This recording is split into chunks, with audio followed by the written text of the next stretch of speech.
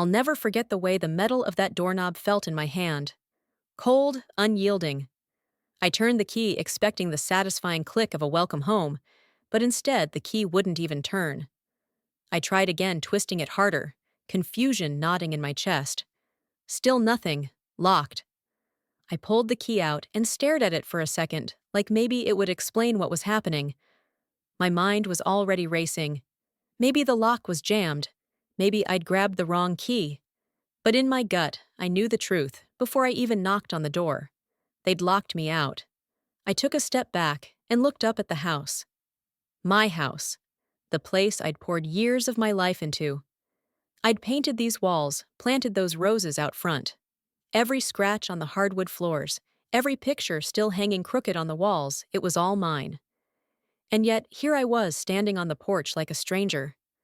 I knocked once, twice, each rap of my knuckles echoing through the silence. No answer. I tried the doorbell. Nothing. The curtains twitched in the front window just for a second, and then they stilled. My stomach dropped. They were in there. They could see me. But they weren't going to let me in. I pulled out my phone, my fingers trembling. I dialed his number, my cousin Mark, the one who'd been living here for the past few months, while he got back on his feet. Straight to voicemail. I tried again. Still nothing. My hands tightened around the phone. My heart was pounding so loud I could barely hear the traffic on the street behind me. I sent a text instead. "Hey, I'm locked out.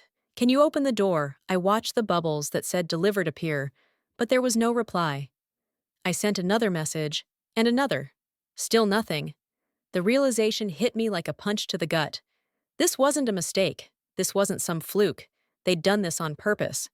I felt my chest tighten, the anger and the hurt rising in equal measure. I wanted to scream, to pound on the door, until they had no choice but to face me. But I didn't. I just stood there, the cold of the metal key biting into my palm, and took a deep breath. I turned and walked down the steps, my mind already racing through every memory of the past few months. The late-night arguments I'd tried to smooth over. The way Mark had started acting like he owned the place, moving things around without asking. The way he'd stopped paying rent, stopped even pretending he planned to. I'd let it go because he was family, because I believed people could change. But as I stood there, locked out of my own house, I realized that believing in people doesn't mean letting them walk all over you. I walked around the side of the house, checking the back door. Locked. The windows, locked. Everywhere I turned, I was shut out. The home I'd built, turned into a fortress against me. I thought about calling the police, but what would I even say? That my own family had decided I didn't deserve to be here. That they'd turned me into a ghost in the place I'd loved for years. I pressed my forehead against the cool glass of the kitchen window and let out a slow breath. I wouldn't give them the satisfaction of seeing me break down. Not now. Instead, I stepped back and pulled out my phone again. I scrolled through the messages Mark and I had exchanged over the past few months, each one a little thread of history unraveling in my hand. The promises he'd made to pay me back, the excuses when he didn't. The way he'd always brushed off my concerns like I was overreacting. I thought about the last conversation we'd had, the one where he'd told me, "Don't worry about it, I'll handle it." I'd wanted to believe him. I'd wanted to believe that if I just gave him a little more time, he'd come through. But now, staring at the locked door, I realized he'd never planned to. This wasn't about money. This was about control. I felt my jaw tighten. If they thought locking me out would make me walk away, they didn't know me at all. I turned and walked back to the street, the cool air biting at my skin. Cars passed by, oblivious to the battle playing out behind these walls. I looked back at the house one last time, the windows dark and silent. It didn't feel like home anymore. Not with them inside and me out here. I slipped my phone into my pocket and started walking, my steps steady, deliberate. I didn't know exactly what I was going to do yet, but I knew one thing for sure: I wasn't going to let them decide when I got to come home. As I walked, the memories of everything I'd built here played in my mind. The nights I'd spent repainting the kitchen cabinets, the weekends spent pulling weeds in the garden out front. The way the sunlight used to spill across the living room floor on quiet Sunday mornings, turning the whole place golden and warm. This house wasn't just a building. It was a piece of me. And if they thought a locked door was enough to keep me out, they were about to learn just how wrong they were. I took a deep breath, my anger cooling into something sharper, something steadier. This wasn't about getting even. It wasn't about making them pay. It was about taking back what was mine, one door, one lock, one quiet act of defiance at a time. And in that moment, standing on the street, with the sun setting behind me, and my breath clouding in the chill evening air, I knew I wasn't done. Not by a long shot. The next morning, the world looked the same, bright skybirds singing the quiet hum of life, continuing outside my window. But inside me, something fundamental had shifted. I sat at the edge of my bed, the worn wood of the frame grounding me as I stared at the pale blue paint on the walls. It was a color I'd chosen years ago, one that had always made me feel calm, safe. But today, it looked different, almost defiant, like it was standing with me against everything that had happened. I thought back to the first day I'd moved into this house. My hands were full of boxes, my heart full of plans. The smell of fresh paint and new beginnings. I'd scrimped and saved for every nail, every piece of furniture. My friends had helped me move in laughing as we carried the couch up the narrow stairs, joking about how it would never fit through the door. It had, of course, just barely. I'd made it fit, just like I'd made everything else work in this house. I'd worked late nights and weekends, pouring every spare dollar into making this place a home. I replaced the drafty windows one winter, when the wind was so sharp it felt like it could cut right through you. I built shelves in the living room with my own hands, the wood still warm from the saw. Every corner of this house had a story, my story. And then Mark had come.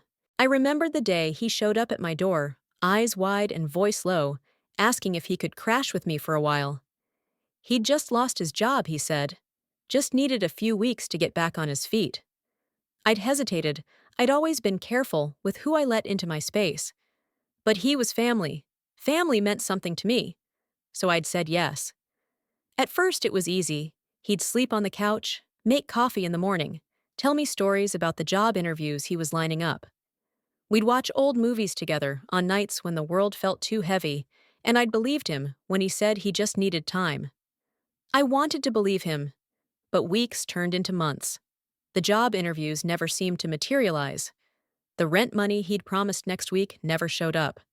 And little by little, the house started to feel different. He started moving my things around small, at first just shifting a vase or borrowing a blanket. But soon it was bigger. He put up pictures of his friends on the walls, claimed the biggest chair in the living room, like it was his throne. I tried to talk to him about it.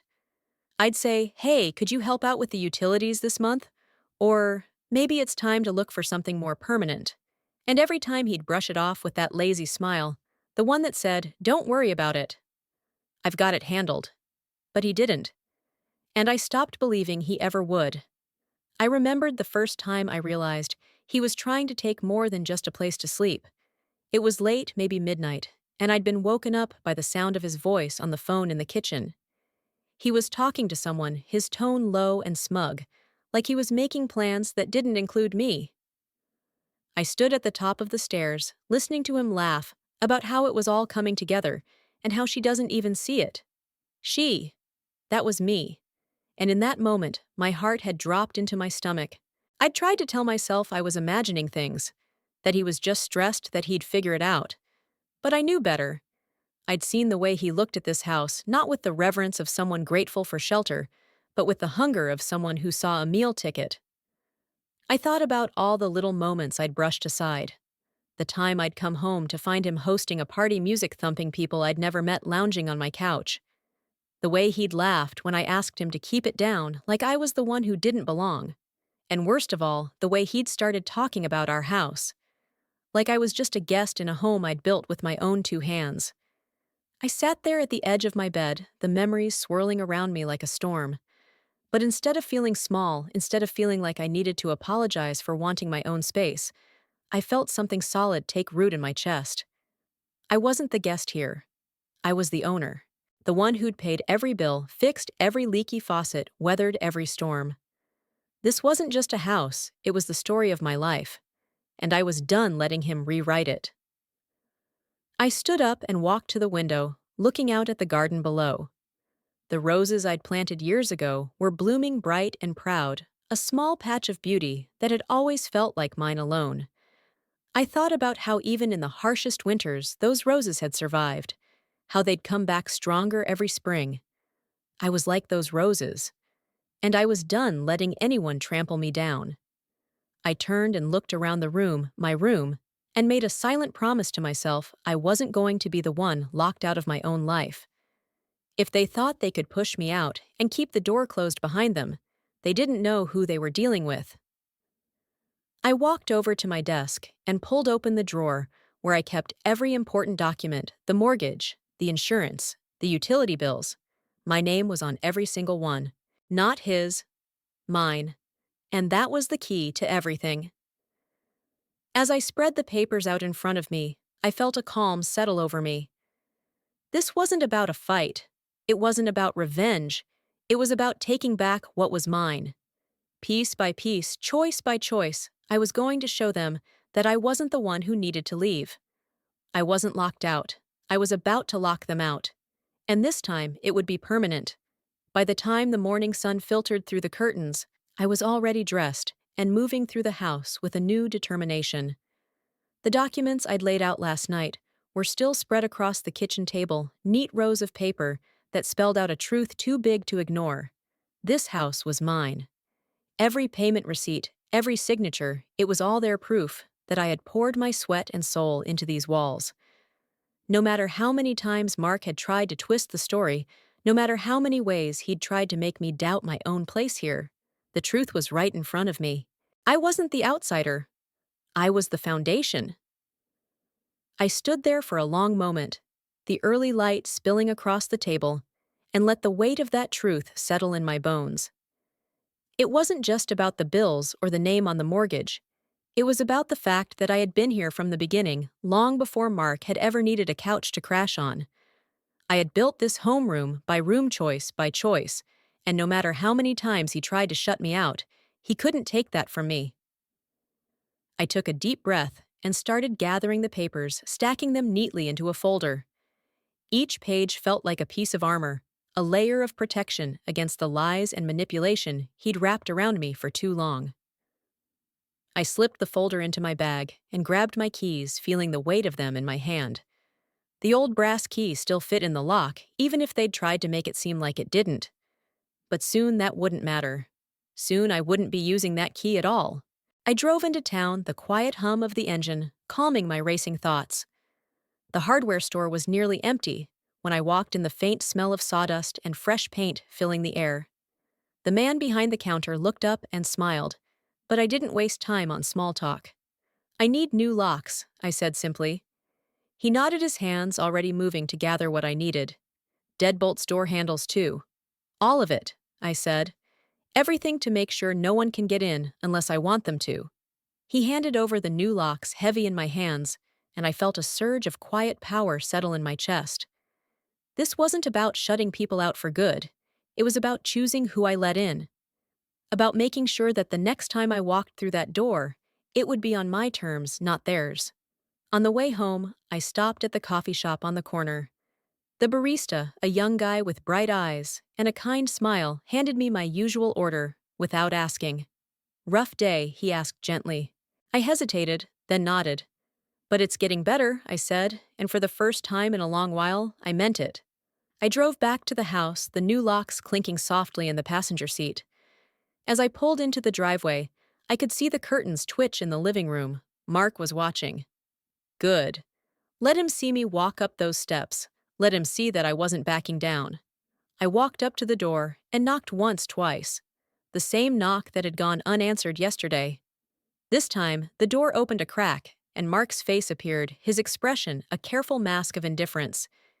"Can I help you?" he asked, his voice dripping with false politeness. I held his gaze, my voice calm. "I'm here to take back my house." He snorted. "Oh, come on. Don't be dramatic." "I'm not," I said, my tone steady.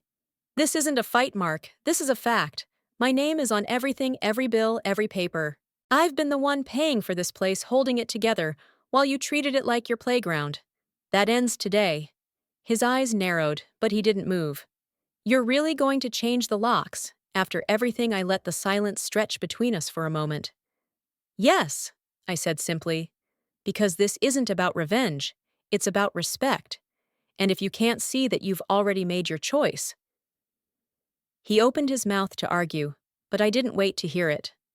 I stepped back and turned away, the new locks clutched tight in my hand. My heart was pounding, but my steps were sure. I wasn't afraid of his anger anymore. I wasn't afraid of what he'd say to try to make me doubt myself, because I knew who I was, and I knew what was mine. I spent the rest of the day changing the locks, the rhythmic turn of the screwdriver steadying me with each click. The old locks came off easily, like they'd been waiting for me to finally take this step. The new deadbolts slid into place, with a satisfying snap, each one a quiet promise: I choose who belongs here. I choose my peace. When I was done, I stepped back and looked at the door. It looked the same as it always had, but I knew it was different. I was different. As I stood there, my phone buzzed in my pocket. Another message from Mark, no doubt. I didn't even bother looking at it. I'd said everything I needed to say, and for the first time, I didn't feel the need to explain myself to anyone else. I walked through the house, the weight of the new keys heavy in my pocket, and let the quiet settle around me.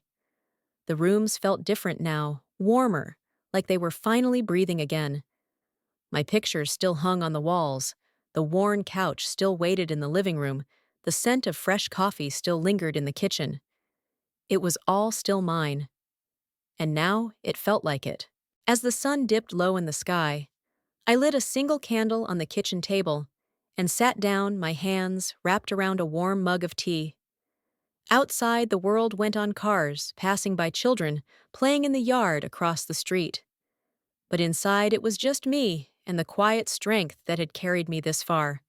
They'd locked me out, but I'd done something better. I'd locked them out of my life, my peace, my home. And as the candle flickered and the night settled in, I knew I was exactly where I was meant to be. The next morning, I woke before dawn, my mind already turning over every detail of what lay ahead. I brewed a pot of coffee, the familiar smell filling the kitchen and chasing away the last traces of sleep. Today wasn't just another day. Today was the day I would make my stand. I took my time moving through the house with purpose. I checked each new lock, the heavy deadbolts sliding smoothly into place with a satisfying click. I tested the keys in the door twice, each turn, solid and sure. These small details felt important. Each lock was a promise to myself I wasn't going to be the one left out in the cold again.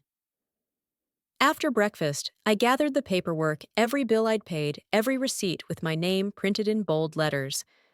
I stacked them neatly in a folder, my fingers tracing the edges of the pages.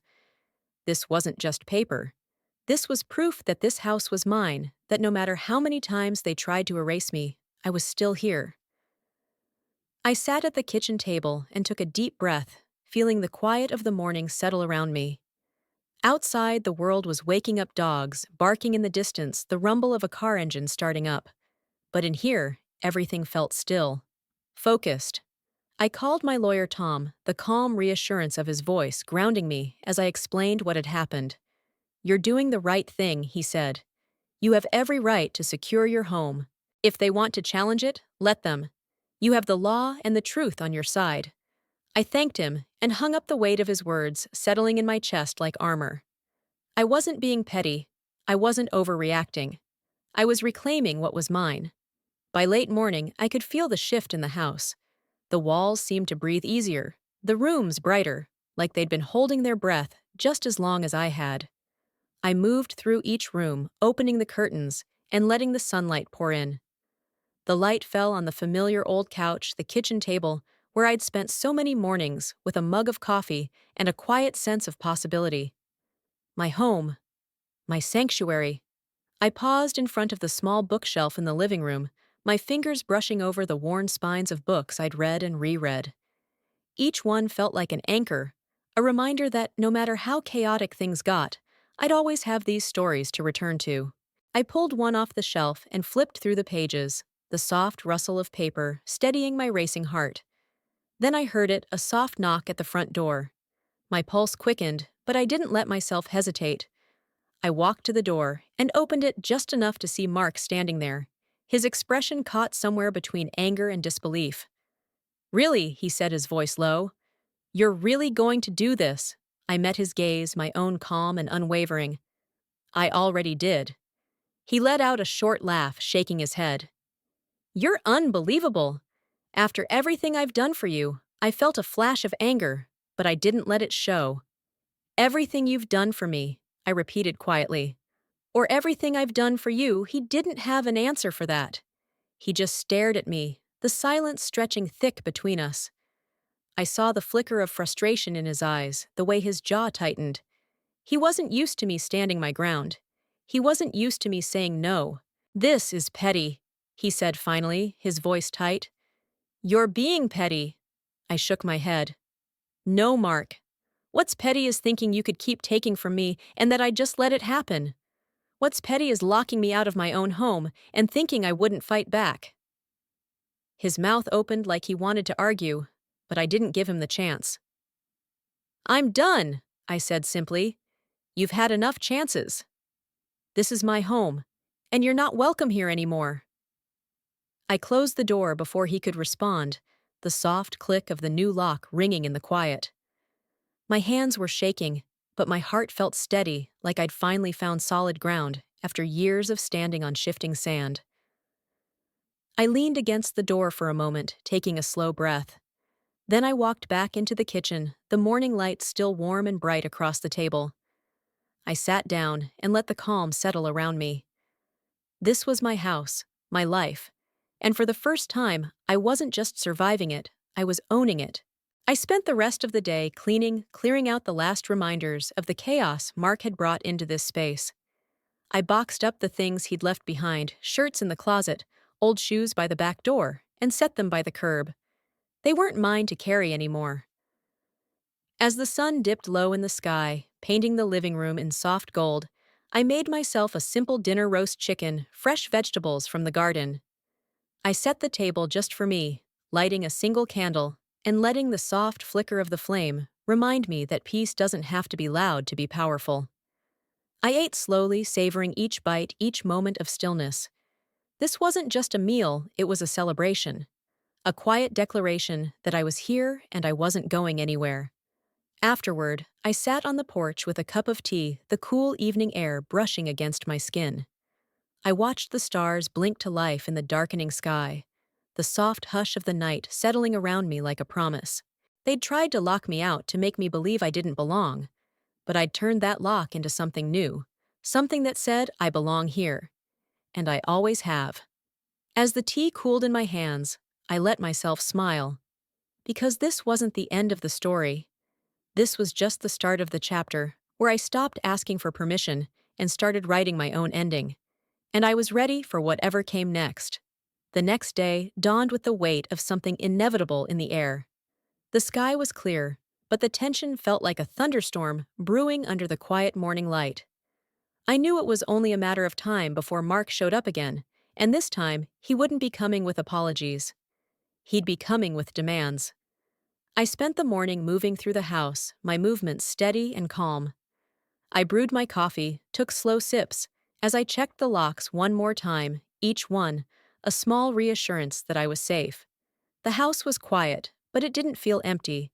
It felt like it was finally breathing with me, not against me. Around noon, I heard the heavy thump of his fist on the front door. It was louder than a knock, more of a challenge than a greeting. I paused my breath, catching for just a second. Then, I set my coffee down and walked to the door, my steps even and unhurried. I opened the door, just a crack, and there he was, Mark, his expression hard and angry. He was dressed like he'd come straight from some other battle-creased shirt, hair, rumpled eyes narrowed in a way that said he was ready to fight. "You're not serious about this," he said, his voice low and sharp. "You can't be." "I am," I said, my voice calm. "This is my house, Mark. It always was." He scoffed, shaking his head. "You're being dramatic." You know how much I've done for you. All the times I helped you out, help me. I cut in my voice, rising just enough to be heard over his. You moved in because you had nowhere else to go. And I let you. I gave you a place to stay, paid every bill, kept this house standing, and you repaid me by trying to push me out. His mouth opened, then closed again. I saw the flicker of uncertainty there, the crack in the armor he always wore. But he recovered fast, his jaw tightening. You think you can just shut me out, he spat. Like I'm nothing! I took a deep breath, letting the calm settle back over me like a shield. I'm not shutting you out. You made your choice when you locked me out of my own home. Now I'm making mine. He laughed, but there was no humor in it. You're going to regret this, he said, his tone soft but laced with venom. You can't just cut me off. I'm not cutting you off, I said softly. I'm cutting myself free. For a moment, the silence between us was deafening. He stared at me, his chest heaving, his hands clenched into fists at his sides. I could see the storm brewing in his eyes, the realization that his power over me was slipping through his fingers. He stepped forward, his voice dropping to a near whisper. You think this is the end? You think you're done with me? I know it is. I said, my voice steady. And yes, I am. He stood there for another moment, his eyes searching mine for some sign of weakness, some crack he could wedge himself back into. But there was nothing left for him here. I'd closed every door, changed every lock, reclaimed every inch of the space he'd tried to claim as his own. Without another word, he turned and walked away, his shoulders stiff, his head held high, like he'd won something. But I knew better. He could leave with his pride, but he was leaving empty-handed. I closed the door behind him, the new lock clicking into place, with a finality that felt like a sigh of relief. My hands were shaking, but I felt light, like I'd finally exhaled after holding my breath for far too long. I walked through the house, each step echoing with the quiet certainty that this was mine again. The living room was filled with warm light, the kitchen smelled of coffee and peace, and every corner felt like it was finally back to being part of my story. I spent the rest of the afternoon putting the final touches on the changes I'd made, rearranging the furniture the way I liked it, hanging the pictures that mattered to me. I played music as I worked, the soft notes filling the air and wrapping around me like a blanket. When the sun began to set, I stood on the porch and watched the sky turn from gold to deep purple, the stars blinking to life one by one. I thought about how far I'd come, how many nights I'd spent doubting my right to stand here. But tonight, I didn't feel doubt. I felt sure. Steady. The world outside my door went on, but inside it was just me, and that was enough. As the first cool breeze of night brushed against my skin, I whispered into the quiet, "This is mine. All of it." Because it was. And no one could take it away from me again. The next morning, I woke up to the first light of dawn streaming through the curtains. The soft pink glow touched every corner of the room, painting it in warm promise. I lay there for a moment, just listening to the quiet of the house around me, the creak of the wood as it settled, the hush of the world still asleep. For the first time in a long while, I felt at peace. I slipped out of bed and padded barefoot to the kitchen, the cool floor grounding me as I moved. I brewed a fresh pot of coffee, the smell rich and comforting. As it dripped steadily into the pot, I watched the garden outside, the roses blooming bright and proud in the morning light. They'd survived the storms just like me. I poured myself a cup and walked through the house, my steps slow and deliberate. Each room was filled with the small signs of my life, the books stacked by the window, the quilt folded on the couch, the faint scent of lavender from the candles I liked to burn at night. These were my choices, my rhythms, my life. I paused at the door and looked at the new locks, strong, solid, and mine. They were more than just metal and keys. They were a line in the sand, a quiet promise that I would never again let someone else decide whether I had the right to stand in my own home. Outside, the world was waking up. Neighbors walked their dogs along the street, the soft murmur of voices drifting through the air. I watched them from my porch, the morning sun warm on my skin, and felt a quiet pride settle in my chest. I thought about everything that had brought me here, the nights spent wondering if I was overreacting, the moments of doubt that had felt like they'd swallow me whole. But each of those moments had led me here to this morning, to this quiet certainty that I was exactly where I was meant to be. I took a slow sip of coffee, letting the warmth fill me from the inside out. Then I turned back to the house, each step light and sure. There was still work to be done, small repairs, paint to be touched, up the garden to tend. But it was my work now, and that made all the difference. Later that day, I invited a few close friends over. We sat around the kitchen table, sharing stories and laughter, the air warm with the smell of fresh bread and cinnamon. The walls echoed with the sound of voices that cared, voices that lifted me up instead of tearing me down. It felt like the house itself was breathing easier, like it had been waiting for this all along. As the sun dipped low in the sky, I walked them to the door, their smiles a quiet reminder that I wasn't alone in this. They left with promises to come back soon, and I knew they meant it. I stood on the porch as the last of the daylight faded, the cool breeze carrying the scent of the roses up to me. I closed my eyes and breathed it in, a soft smile playing at the corners of my lips. This house was mine, not just because my name was on the paperwork, but because I had chosen it again and again.